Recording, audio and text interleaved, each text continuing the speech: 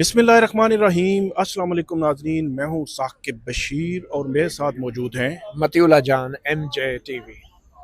हम। आज तीन चार अहम जो मौज़ूआत हैं उन पे बात करेंगे। सबसे पहला और सबसे बड़ा जो आज का मौजू है वो है कि सुहेल खान आफरीदी जो वज़ीर आला खैबर पख्तूनख्वा हैं, उन्होंने एक आला सती इजलास आज इस्लामाबाद में हुआ वज़ीर आज़म शहबाज शरीफ की ज़ेर सदारत। उसमें उन्होंने शिरकत से इनकार कर दिया और एक लेटर के ज़रिए जो मुज़म्मिल असलम है, साबिक जो अली अमीन गंडापुर के साथ हुकूमत में वज़ीर ख़जाना थे, वो उनको अपना नुमाइंदा बनाकर इस इजलास में भेजा। खुद शिरकत से इनकार किया और एक ट्वीट भी उनकी जानिब से किया गया कि वो इस इजलास में शिरकत के लिए क्यों नहीं आए। ऐसा नहीं था कि वो मसरूफ़ थे। उन्होंने कहा कि जब तक कि इमरान खान से उनकी मुलाकात नहीं करवाई जाती तब तक वो जो है वो इस तरह की सूरत हाल जब रहेगी और वो मतलब इजलास में नहीं आएंगे। एक तो हम इस पे बात करेंगे कि वफाकी हुकूमत ने इसके लिए तगोदो क्यों नहीं की। कल जब वज़ीर आज़म शहबाज शरीफ से डायरेक्ट उनकी बात हुई, एक वज़ीर आला हैं एक सूबे के, तो उन्होंने क्यों नहीं बॉदर किया कि कम से कम थोड़ा सा उनको वेटेज दिया जाए कि वो नो मुंतखब हैं, मिलना चाहते हैं और शहबाज शरीफ साहब फैसिलिटेट करते हैं। लेकिन उन्होंने कुछ नहीं किया, बल्कि आज वो नहीं आए तो फिर भी कुछ नहीं किया कि ठीक है नहीं आए तो नहीं आते तो ना आए। हालांकि जो आज का इजलास था वो अफ़गान महाजरीन के हवाले से था और दीगर उमूर जिनका डायरेक्ट ताल्लुक खैबर पख्तूनख्वा से था। एक तो हम इस पर बात करेंगे। दूसरा हमारा मौजू होगा जस्टिस तारिक महमूद जहांगीरी के हवाले से केस 21 अक्टूबर को समाअत के लिए मुकर्रर था, वो इस्लामाबाद हाई कोर्ट में मनसूख हो गया है, जिसमें डिग्री का मामला है और उसमें जस्टिस डोगर ने पिछले समाअत पे उनको काम से रोक दिया था। और कल सुप्रीम जुडिशल काउंसिल का इजलास होने जा रहा है जिसमें ये मामला उठाया जाना है, इस पे बात करेंगे। और तीसरा हमारा मौजू होगा वो जस्टिस बाबर जी जस्ट national judicial policy making committee, जिसमें और लॉ कमीशन जो है, लॉ एंड जस्टिस कमीशन का इजलास हुआ है। दो इजलास हुए हैं आज, बड़े इंपॉर्टेंट इजलास हैं, बड़े अहम उमूर उसमें डिस्कस हुए हैं। लापता अफराद का मामला भी उसमें डिस्कस हुआ है और कुछ फंड्स जो है वो उनकी डिटेल सामने आई है कि वो कितने खर्च किए गए हैं, उसके हवाले से भी हम बात करेंगे। और जस्टिस बाबर सत्तार ने ग्रीन कार्ड जो है वो वापस कर दिया है। ये बात है कुछ माह पहले की, लेकिन खबर जो है वो अब सामने आई है, इस पर भी बात करते हैं। बहुत शुक्रिया मतीउल्लाह जान साहब। सबसे पहले हम सुहेल खान अफरीदी साहब से ही शुरू करते हैं कि नो मुंतखब वज़ीर आला हैं और उन्होंने कोशिश की कि पहला काम वो यही करें कि वो इमरान खान साहब से मुलाकात हो। बाकायदा लिखा गया पंजाब को, वफाकी हुकूमत को, फिर प्राइम मिनिस्टर से उनकी बात हुई, वो अडयाला जेल के बाहर चले गए, लेकिन कुछ नहीं हुआ, उनकी मुलाकात नहीं करवाई गई। फिर आज वो इजलास में नहीं आए, उसको भी मतलब को वेटेज वेटेज नहीं दिया गया, नहीं आते तो ना आए। मुझे तो ऐसे लगता है, तो ये क्या है मेंटेलिटी है कि वफाकी हुकूमत की, कि वो क्या सोच रहे हैं। मतलब इमरान खान साहब से सुहेल खान अफरीदी ने आज नहीं तो कल, कल नहीं तो परसों मुलाकात तो उसने करनी ही करनी है। तो क्या हो जाएगा मुलाकात, एक मुलाकात हो जाए तो। साकिब बशीर, मेरे ख्याल में ये वज़ीर आज़म शहबाज शरीफ और हमारी इस्टेब्लिशमेंट का एक गुस्सा है। और क्योंकि खैबर पख्तूनख्वा में बावजूद पेशावर में की गई प्रेस कॉन्फ्रेंस के और बावजूद वफाकी हुकूमत के वज़रा के धमकियों के और मीडिया टॉक्स के कि हम सुहेल अफरीदी को वज़ीर आला नहीं बनने देंगे, वो वज़ीर आला बन गए। तो उसके बाद अब वज़ीर आज़म शहबाज शरीफ की तरफ से जो फ़ोन भी किया गया है वो भी सिर्फ एक दिखावे का और दुनिया को ये बताने का कि हम तो बड़ा रख रखाव वाले लोग हैं, हम तो बड़ी कर्टसी दिखा रहे हैं। और वज़ीर आज़म शहबाज शरीफ को मालूम था कि अफ़गान महाजरीन के हवाले से एक बड़ा अहम इजलास होने जा रहा है और उन्होंने जब फ़ोन किया सुहेल अफरीदी को तो मुबारकबाद भी दी।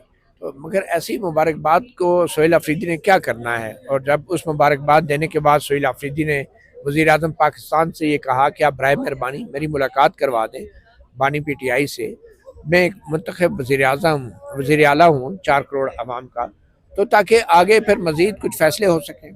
जो वफाकी हुकूमत सूबाई हुकूमत की काबीना साजी में भी रोड़े अटका रही है, रुकावट डाल रही है, और जो सूबाई हुकूमत के आइनी जिम्मेदारियों में रखने डाल रही है। और फिर एक वज़ीर आज़म जिसने फ़ोन पे तो उन्हें कह दिया कि अच्छा मैं पता करता हूँ, हालांकि अगर वो वज़ीर आज़म होते तो वो फ़ोन पे कह देते कि ठीक है आप आज ही जाके मिल लें उनको और मैं अभी हुक्म जारी कर देता हूँ। मगर मालूम नहीं शहबाज शरीफ ने किस से इजाज़त लेनी थी, किस से मंजूरी लेनी थी, वो वज़ीर आज़म है इस मुल्क के, और उन्होंने कहा कि मैं अभी आपको बताता हूँ, और फिर दोबारा बताया भी नहीं है। बताया भी नहीं है, कॉल बैक भी नहीं किया वज़ीर आला को। तो अब वो किस बात का गिला कर रहे हैं कि इतने अहम इजलास में शरीक नहीं हुए। मुझे तो लगता है कि वज़ीर आज़म शहबाज शरीफ या कुछ और लोग वो ये चाहते ही नहीं थे कि खैबर पख्तूनख्वा का वज़ीर आला या उनका जो लोग हैं वो इस अहम इजलास में शरीक हों, क्योंकि अडयाला जेल में मुलाकात करवाना ये तो किसी वज़ीर आज़म के लिए मुश्किल तो नहीं होना चाहिए, मगर ये बज़ाहिर शहबाज शरीफ के लिए मुश्किल था, क्योंकि ये फ़ैसला भी अब हमारे बेख्तियार वज़ीर आज़म के अख्तियार में नहीं है।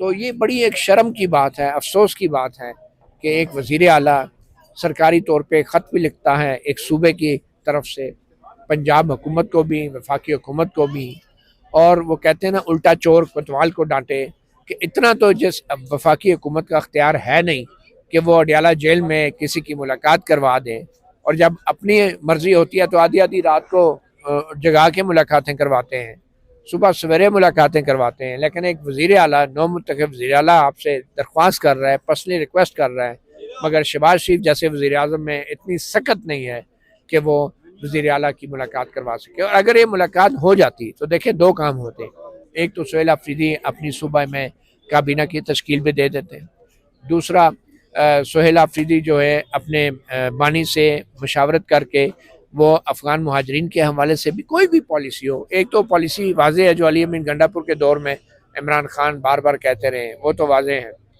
तो जब ये दोनों चीज़ें नहीं की गई तो फिर मुझे बताएं कि बतौर वज़ीर आला सुहेल अफरीदी क्या पोजीशन लेंगे। ना उनकी काबीना है जिससे वो मशावरत करते, ना वो अगर यहाँ पे पोजीशन ले भी लें, मुझे ये बताएं कि इस आला सतही इजलास के अंदर, तो पेशावर में जाके उसने सूबाई काबीना से भी तो मंजूरी लेनी है ना। अब वो सूबाई काबीना वजूद ही नहीं रखती, तो वो कैसे सूबा वज़ीर आला सुहेल अफरीदी जो है वो किस तरीके से पेशावर में जाके कोई नोटिफिकेशन निकालेगा, कोई ऐलान करेगा, कोई प्रेस कॉन्फ्रेंस करेगा, किस बुनियाद पे वो आईजी पुलिस को या पुलिस को कहेगा कि मुहाजिरीन को इस तरीके से डील करना है, इस तरीके से नहीं करना।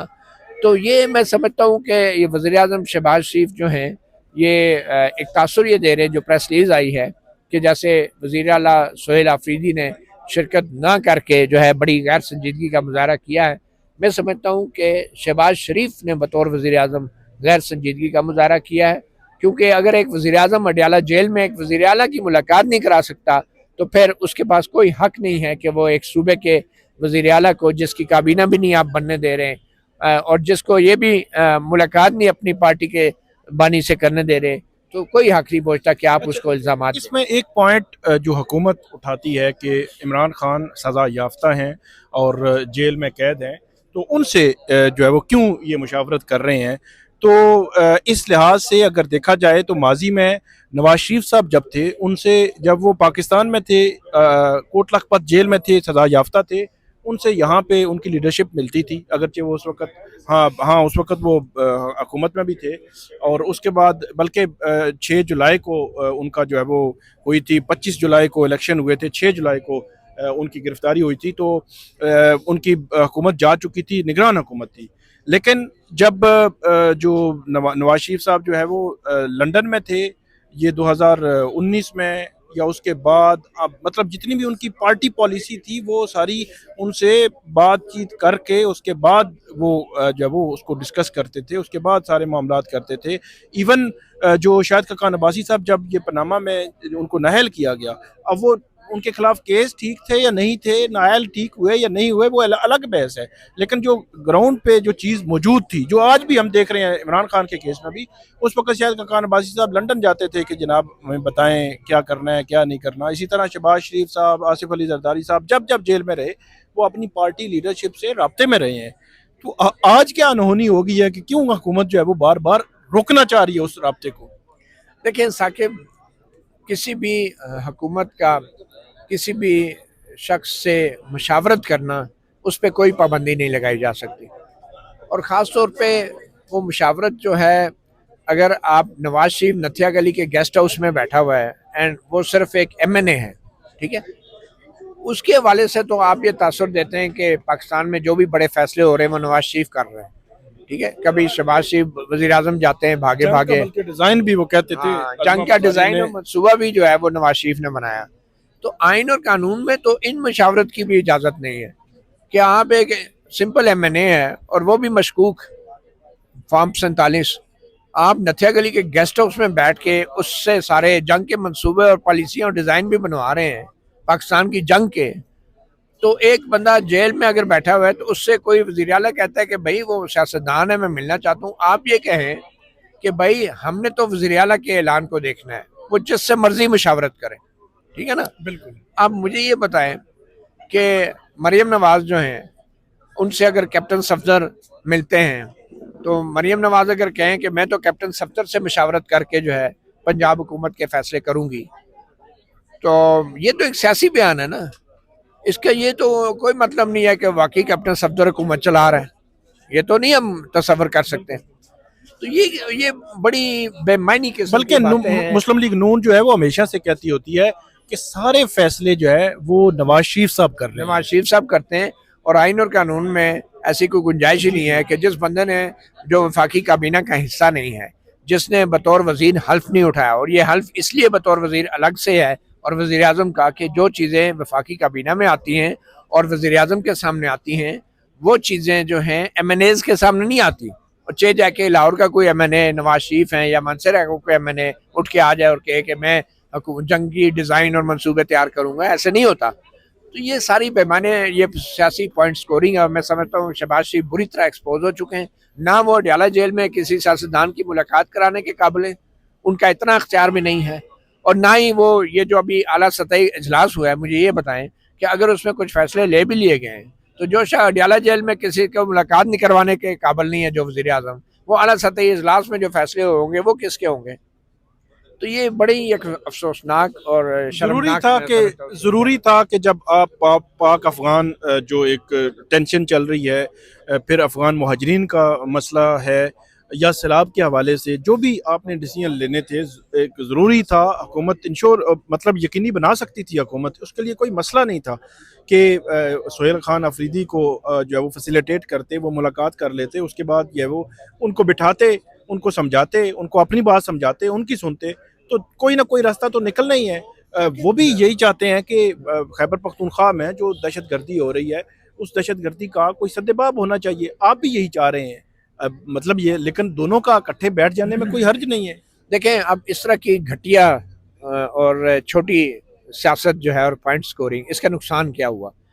अब कोई सही मायनों में मुल्क का वज़ीर आज़म होता तो वो कहता कि यार अफगानिस्तान के साथ हमारी जंग लगी हुई है, खैबर पख्तूनख्वा सबसे अहम और हसास सूबा है, आपने उस वज़ीर आला को अडयाला में मुलाकात करवा देते और सोहेल अफरीदी अगर यहाँ पे आला सतह के इजलास में आ जाता तो पूरी दुनिया में पैगाम जाता कि अफगानिस्तान के साथ जो हमारी जंग लगी है या अफगान महाजरीन के हवाले से जो पॉलिसियाँ बन रही हैं उसमें तहफ़्फ़ुज़ात हो सकते हैं, सब कुछ है, लेकिन जंग के मामले में पूरा सूबा हमारे साथ है।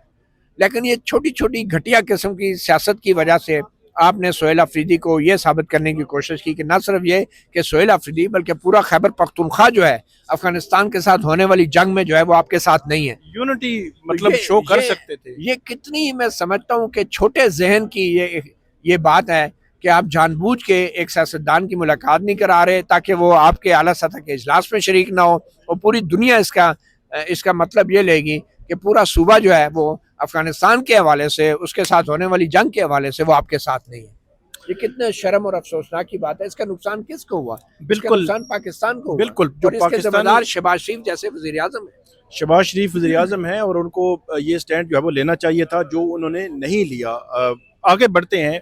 आज 2 इजलास हुए, एक national judicial policy making committee का इजलास था और दूसरा लॉ एंड जस्टिस कमीशन का इजलास था। पहले इजलास में और भी बहुत सारे उमूर पर बात हुई, लेकिन एक इम्पॉर्टेंट चीज़ वहाँ पे सामने आई जहाँ पे अटॉर्नी जनरल ने आज बताया जो इजलास में कि हमने एक लेजिस्लेशन की है जो इंसदाद दहशतगर्दी से मुतल्लिक़ जो 788 जो लाज हैं कवानीन है उनमें हमने अमेंडमेंट की है और 90 रोज़ का रिमांड जो है वो ले सकते हैं और किसी भी बंदे को अगर हिरासत में लिया जाएगा तो 24 घंटे में मुतलका मजिस्ट्रेट के सामने पेश करना ज़रूरी है। तो इसका उन्होंने कहा कि हमने इनडायरेक्टली लापता अफराद का हल निकाल लिया है कि लोग लापता नहीं होंगे। अगर सिक्योरिटी फोर्सेस को कोई खदशा है तो 90 रोज़ वो अपने पास उनको डिटेन कर सकेंगे कानूनी तौर पर। आप इसको इस डिसीजन को आप कैसे देखते हैं? मतलब पिछली दफ़ा भी ये इजलास में ये बात आई थी कि हुकूमत ने कहा है जी हम इस पे कुछ कर रहे हैं और अब ये जो है वो फार्मूला लेके आए हैं। ये आप समझते हैं कि लापता अफराद का मामला इससे रिजॉल्व हो जाएगा? देखिए, मैं समझता हूँ कि लापता अफराद का मामला जो है वो पॉलिसी मेकिंग से या national judicial policy making committee से रिजॉल्व नहीं होगा, क्योंकि ये लापता अफराद के मुकदमात हमारी हाई कोर्टों में, हमारे सुप्रीम कोर्ट में पेंडिंग है और पिछले कई साल से पेंडिंग है और ये 9/11 के बाद से ये मामला चल रहे हैं। तो जब तक हमारे जजों में थोड़ी हिम्मत नहीं आएगी और थोड़ा उनमें एहसास नहीं आएगा, सेल्फ रिस्पेक्ट नहीं आएगी और वो ये जब तक लापता अफराद के फैसले इस तरीके से डिसाइड नहीं करते कि आइंदा किसी को जरूरत ना हो किसी शहरी को हटाने की, तो ये पॉलिसी मेकिंग कमेटियाँ शमेटियाँ और चीफ जस्टिस और सारे चीफ जस्टिस साहिबान जो हैं हर महीने 2 बार वो बैठ जाते हैं, प्रेस रिलीज आ जाती है, तस्वीर छप जाती हैं। वो बेसिकली ये national judicial policy making committee general Musharraf के दौर की इख्तरा थी, जिसमें सारी हाई कोर्टों और सुप्रीम कोर्टों को एक लाइन पे रखने के लिए ये एक फोरम बनाया गया था। और जो चीज़ आइन के अंदर हाई कोर्ट को जो खुद मुख्तारी है, जो इंडिपेंडेंस है हर हाई कोर्ट को, उसको आप पॉलिसी मेकिंग कमेटियों के ज़रिए आप एक पेज पे लाने की कोशिश कर रहे हैं और उन सारे जजों को जो है ना लाइन नज़र कर देते हैं इस so called national judicial policy making committee के ज़रिए, और इनडायरेक्टली आप उनको मैसेज दे रहे होते हैं कि जो कुछ भी है ना वो आप सब ने इकट्ठे रहना है, सारे चीफ जस्टिस साहबान, chief justice Pakistan, attorney general, law minister. वो एक किस्म का फोरम है जिनके अंदर इशारों ही इशारों में उनको बता दिया जाता है कि जो चीज़ें आप हो रही है ना उससे आगे पीछे नहीं होना। तो ये फोरम वो चाय की प्याली है एक। अच्छा, दूसरी बात ये है कि ये जो पिछली 3-4 मीटिंगें हुई हैं, चीफ जस्टिस याहिया अफरीदी साहब को आजकल शौक बड़ा है प्रेस रिलीजें जारी करने का, तस्वीरें जारी करने का। मालूम नहीं उनको बचपन से ब्यूरोक्रेट बनने का शौक था और वो जनाब अभी भी ये नेशनल जुडिशल पॉलिसी मेकिंग की कमेटी के पिछले 4-5 इजलास हो चुके हैं, उसमें हर दफ़ा लापता अफराद का मामला डिस्कस होता है। ये उनके अंदर का गिल्ट है, ये वो गिल्ट है। उन्हें पता है बतौर जज जो काम उन्हें करने चाहिए और जिस जरूरत का मुजाहरा उन्हें करना चाहिए जजमेंट देने का, ताकि किसी को जरूरत ना हो शहरियों को अगवा करने की, लापता करने की, वो नहीं कर रहे। तो उनका गिल्ट जो है इस तरह की पॉलिसी मेकिंग कमेटियों शमेटियों के अंदर बोलता है और फिर उसमें मिनट्स के आते हैं। मैं तो बड़ा हैरान हूँ कि चौथी बार ये national judicial policy making committee की कोई चौथी मीटिंग है चीफ जस्टिस याहिया अफरीदी की तरफ से, या इससे भी शायद ज़्यादा होंगी, इससे भी ज़्यादा होंगी, कि उसमें वो लापता के अफराद का डिस्कशन करते हैं और फिर जो आगे बात लिखते हैं ताई शर्मनाक। वो क्या होती है जी? वो हमने फैसला कर लिया है कि अब 24 घंटों के अंदर जी हमने फैसला कर लिया है कि जी 24 घंटों के अंदर जो है वो अब ये जो भी ज़ेर हिरासत बंदा है उसको अदालतों में पेश किया जाएगा। भाई ये आपका कौन सा फैसला है? आप फैसले करें उधर अदालतों में बैठ के लापता अफराद के केसेस में, और जिन पे इल्ज़ाम है उनको जेलों में डालें, गिरफ्तार करें, उनको फाइन करें, वहाँ पे उधर आपकी जो है कांपे टांग जाती है। उसमें दिलचस्प बात यह है कि वहाँ पे चीफ जस्टिस सरफराज डोगर साहब भी बैठे हुए हैं, जिन्होंने 6 मार्च को जो लार्जर बेंच लापता अफराद का इस्लामाबाद हाई कोर्ट में टूट गया था, जस्टिस अरबाब ताहिर ने माजरत कर ली थी बैठने से, वो आज तक नहीं बना। 6-7 माह हो गए हैं, 7वां माह चल रहा है। 7 माह में वो लार्जर बेंच दोबारा नहीं बनाया गया। वो आपने ठीक पॉइंट आउट किया कि जो काम इन जजेस के कमरे अदालत में करने कमेटियों में बैठ के कर रहे हैं, वो अपना गिल्ट मिटाने के लिए जनाब कि हमने लेजिस्लेशन कर ली है और हम ये कर रहे हैं और हम वो कर रहे हैं। अच्छा, दूसरी बात कितने गुमराहकुन बात है जो सुप्रीम कोर्ट की प्रेस रिलीज में आती है, national judicial policy making committee, नाम देखें इनके इतने लंबे लंबे और काम देखें इतने छोटे छोटे। उस प्रेस रिलीज में क्या लिखते हैं जनाब कि हमने फैसला, और ये चौथी बार लिख रहे हैं प्रेस रिलीज में कि हमने फैसला कर लिया कि जो बंदा गिरफ्तार होगा उसको 24 घंटे में भाई कौन सा फैसला? पॉलिसी कमेटियों में होना है ये फैसले? ये आइन में लिखा हुआ है कि जो शख्स गिरफ्तार होगा उसको 24 घंटे में अदालत में पेश किया जाएगा, ये आइन में लिखा हुआ है। आप कौन होते हैं अपने कमेटियों के फैसले सुनाने वाले? तो अटॉर्नी जनरल साहब भी गुमराह कर रहे हैं इस national judicial policy making committee को भी, बल्कि इन जजों को, इन हाई कोर्ट के चीफ जस्टिस साहिबान को गुमराह कर रहे हैं।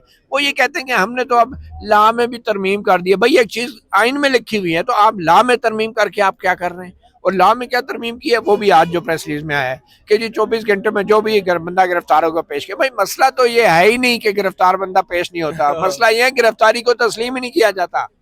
हुकूमती इदारे मानते ही नहीं हो, कहते हैं हमारे पास है ही नहीं है। किधर है सनम जावेद, बताएं मुझे, किधर है मजहबी जमात के लीडर? पिछले एक हफ्ते से गायब हैं, वो क्यों नहीं अदालत में पेश हो रहे? किसी को पता है?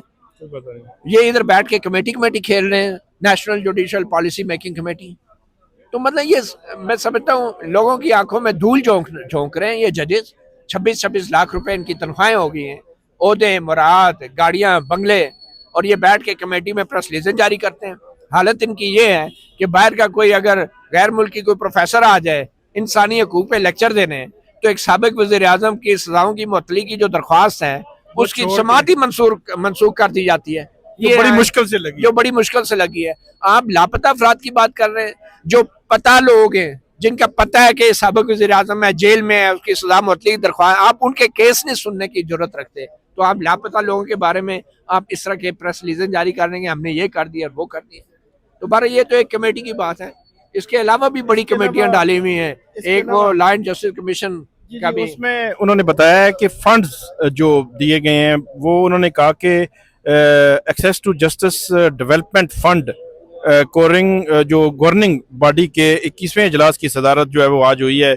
और इसमें ये कहते हैं कि 2005 से अब तक हाई कोर्ट्स के इंफ्रास्ट्रक्चर की तरक्की के लिए 904 मिलियन रुपए खर्च हुए हैं, यानी कि 2005 से 24 तक। तो ये 904 मिलियन, 904 100 मिलियन कितने का हो गया? 10 करोड़। जी। और कह रहे हैं कि आगे बात करके उन्होंने कहा जी जुलाई 2024 से सितंबर 2025 तक, यानी कि 14 माह में 1462 मिलियन रुपए जारी किए गए हैं और पसमानदा अजला के लिए 151 मिलियन रुपए जारी किए गए हैं। माय गॉड, इसका मतलब ये है कि 2005 से लेके 2024 तक 904 मिलियन जी। ये मतलब कि 20 साल में 904 मिलियन, 1000 मिलियन का 1 अरब होता है जी, 1 बिलियन होता है। 1000 मिलियन का 1 बिलियन होता है। तो 904 मिलियन मतलब कि 2005 से 2024 तक 1 बिलियन, 1 अरब रुपए खर्च किए गए 19 साल में। 19 साल में, ठीक है। तो पिछले साल में इसी प्रेस रिलीज के मुताबिक पिछले साल में 1.5 अरब रुपया खर्च कर दिया गया 14 माह में। हाँ। और ये किसी के बाप का पैसा है यार साकिब, मुझे आप ये बताएं, ये कर्जा है। और 1 साल के अंदर 1.5 अरब रुपया कहाँ लगाया गया वो भी बताया है, वो खुद ही उनकी प्रेस रिलीज में लिखा है, जरा देखें। डिस्ट्रिक्ट बार्स में लगाया गया, पसमानदा अजला की अदालतों को बांटा गया ये पैसा, और 1.5 अरब रुपया 1 साल में खर्च कर दिया गया, हालांकि 1 अरब 20 साल लग गए उसको खर्च करने में।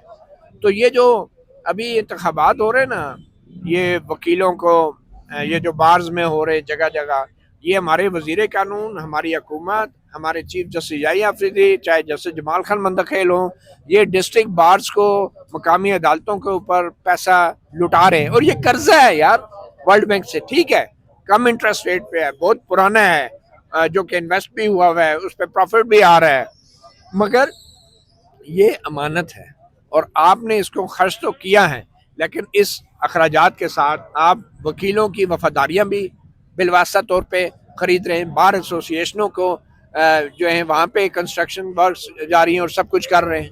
और ये जो 1 साल में 1.5 अरब खर्च हुआ है, मैं तो सवाल करूंगा चीफ जस्टिस याहिया अफरीदी से कि आइन के आर्टिकल 19A के तहत ये जो 1.5 अरब खर्च हुआ है इसकी तफसीलात जो है जारी करें। सर ये कह देना काफी, ये कोई क्रेडिट नहीं है कि हमने 1 साल में इतना खर्च कर दिया है और सिर्फ लिख दिया कि जी बड़ा इजाफा हुआ। कैसे हो गया 1 साल में 1.5 अरब, जबकि 20 साल में जो है 1 अरब आप बता रहे हैं। इसमें जो प्रेस रिलीज जारी हुई है उसमें वो कह रहे हैं कि फंड्स के इजरा में नुमाया इजाफा अदलिया के इंफ्रास्ट्रक्चर की बेहतरी का आकाश है। ठीक है, अब इसका ऑडिट होना चाहिए या नहीं होना चाहिए? बिल्कुल ऑडिट। और ये वो सुप्रीम कोर्ट के जजेस हैं, जब पब्लिक अकाउंट कमेटी जो अवाम की नुमाइंदा पार्लियामेंट है, इनको तलब करती है रजिस्ट्रार को कि आके हमें बताएं कि आपका ऑडिट में ये चीजें हैं, तो वो सुप्रीम कोर्ट पता है क्या उन्होंने जजमेंट दी हुई है कि हम किसी को जवाब दे नहीं। हम किसी को जवाब दे रही हैं। ये तो हालत है इन लोगों की कि ये किसी को जवाब दे नहीं है।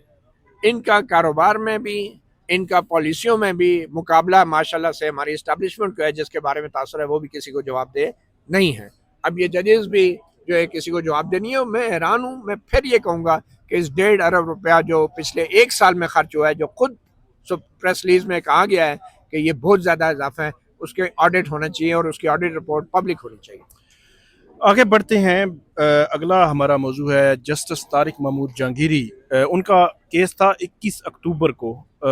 चीफ जस्टिस सरफराज डोगर और जस्टिस आजम खान सुन रहे थे, तो आज ऑनलाइन वेबसाइट पे आया है कि बेंच की जो है वो अवेलेबिलिटी नहीं है, तो इस वजह से ये केस 21 अक्टूबर को नहीं होगा, वो समाअत मनसूख कर दी गई है। लेकिन दूसरी जानिब जो सुप्रीम जुडिशल काउंसिल है SJC, उसका इजलास कल होने जा रहा है, 11-12 बजे बताया जा रहा है, और उसमें ये भी इम्कान है वाज़े तौर पर कि जस्टिस जहांगीरी का मामला भी ज़ेर बहस आएगा। उसमें क्या हो सकता है, और जस्टिस जो डोगर हैं उनके हवाले से ये शुनीद थी कि उनकी जगह पता नहीं बलोचिस्तान के या पेशावर हाई कोर्ट के जो चीफ जस्टिस हैं वो बैठेंगे। इस पर कल क्या हो सकता है? कल का दिन बहुत अहम है। देखिए, $1 मिलियन क्वेश्चन है कि जस्टिस सरफराज डोगर बतौर chief justice Islamabad high court judicial council के इस इजलास में बैठेंगे या नहीं। वो इसलिए भी कि एक तो उनके सीनियरिटी का मामला जो है उस पर एक इंट्रा कोर्ट अपील दायर हुई है और सुप्रीम कोर्ट से अभी तक वो इंट्रा कोर्ट अपील भी फिक्स नहीं की गई। ठीक है, तो वो सीनियरिटी का मामला अभी हतमी तौर पे डिसाइड नहीं हुआ। खुद 26वीं आनी तरमीम के तहत उसके ऊपर एक ICA जो दायर हुई है उसके ऊपर बेंच नहीं बना, समाअत नहीं हुई। दूसरी बात यह है कि जस्टिस सरफराज डोगर वो जज है जिन्होंने ज़ाती तौर पे बतौर chief justice justice Tariq Mahmood Jahangiri जो हैं उनके खिलाफ समाअत की है, एक रिट दरख्वास्त की।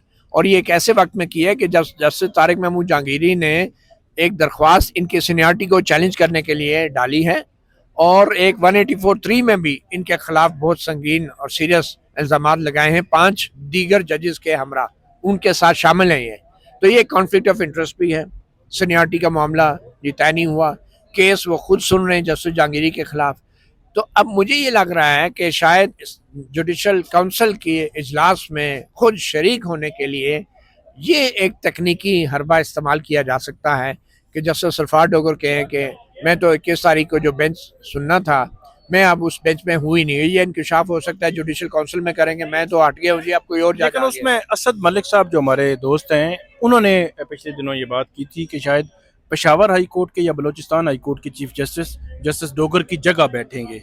अब अच्छा, ये चलें, अगर ऐसे हैं तो मैं समझता हूँ ये बड़ी मुनासिब बात होगी, लेकिन मुझे अभी भी यकीन नहीं है।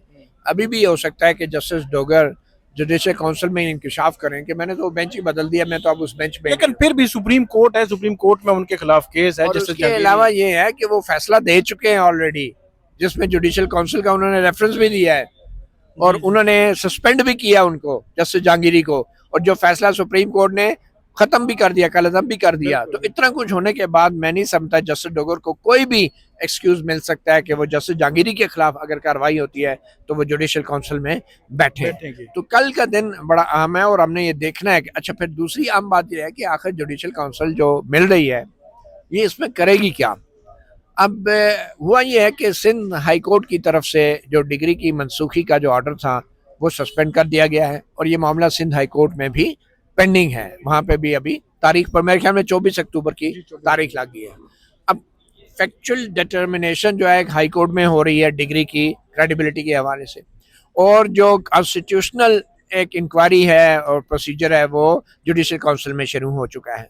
अब जुडिशल काउंसिल कल जब बैठेगी तो मुझे यकीन है कि जो जुडिशल काउंसिल के जो कवायद है, रूल्स हैं, उनके तहत किसी जज को ये इंक्वायरी ऑलरेडी मार्क या तो हो चुकी होगी या की जाएगी। और रवायती तौर पे चीफ जस्टिस सीनियर जजेस जो होते हैं जुडिशल काउंसिल में, जो जस्टिस मंसूर अली शाह, जस्टिस मुनीब, उनको मार्क करते हैं। या फिर ये भी खबरें आई थी कि पहले वो मार्क हो चुकी थी और उस रिपोर्ट में कह दिया गया था कि जस्टिस जहांगीरी के खिलाफ ये केस नहीं बनता। तो अब देखना ये है कि अगर वो रिपोर्ट प्लेस की जाती है तो अक्सरियत किसकी होगी, क्योंकि वोटिंग से फैसला होगा।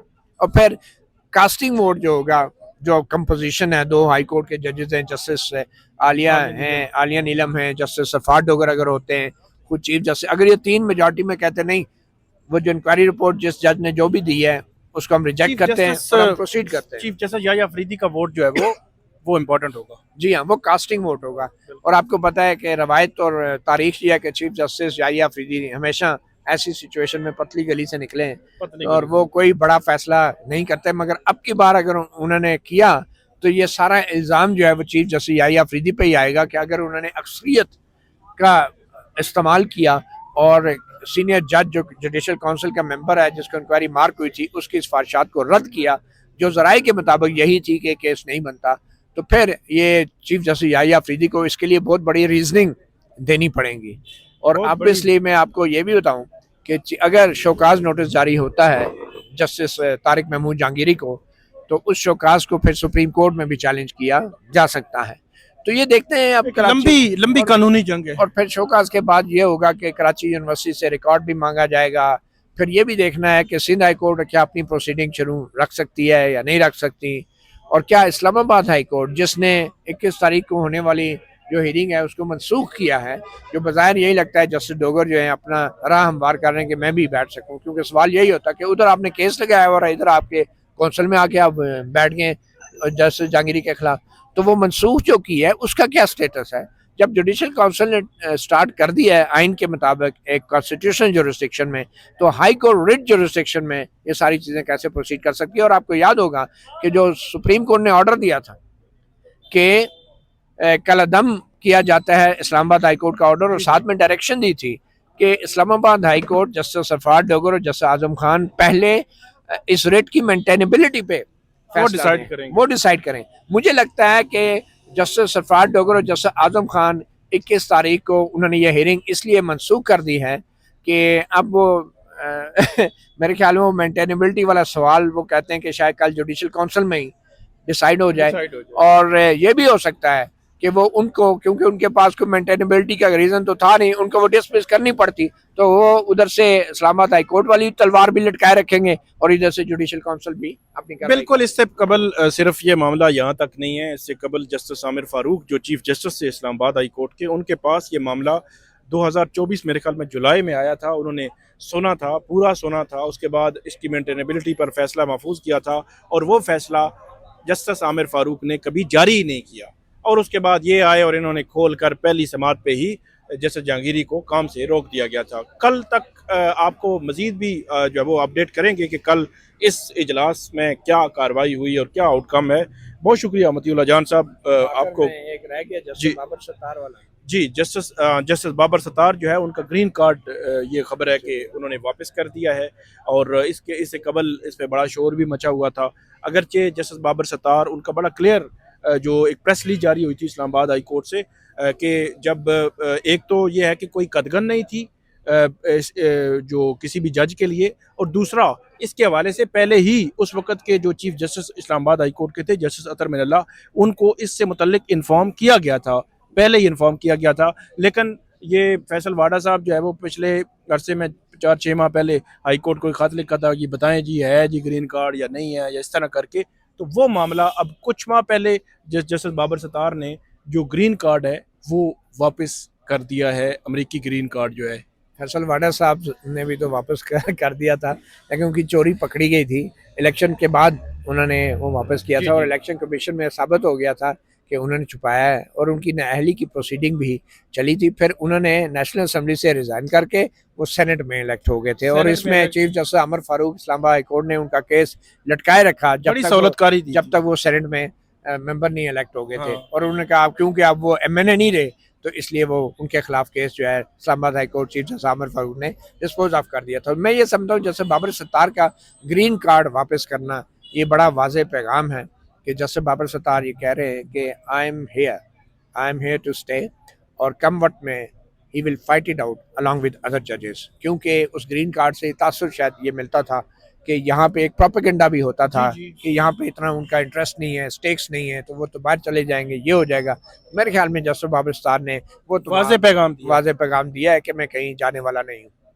बहुत शुक्रिया मतीउल्लाह जान साहब। और नाजरीन, आपको हम अपडेट करते रहेंगे, हमें फीडबैक दीजिएगा। अल्लाह हाफिज़।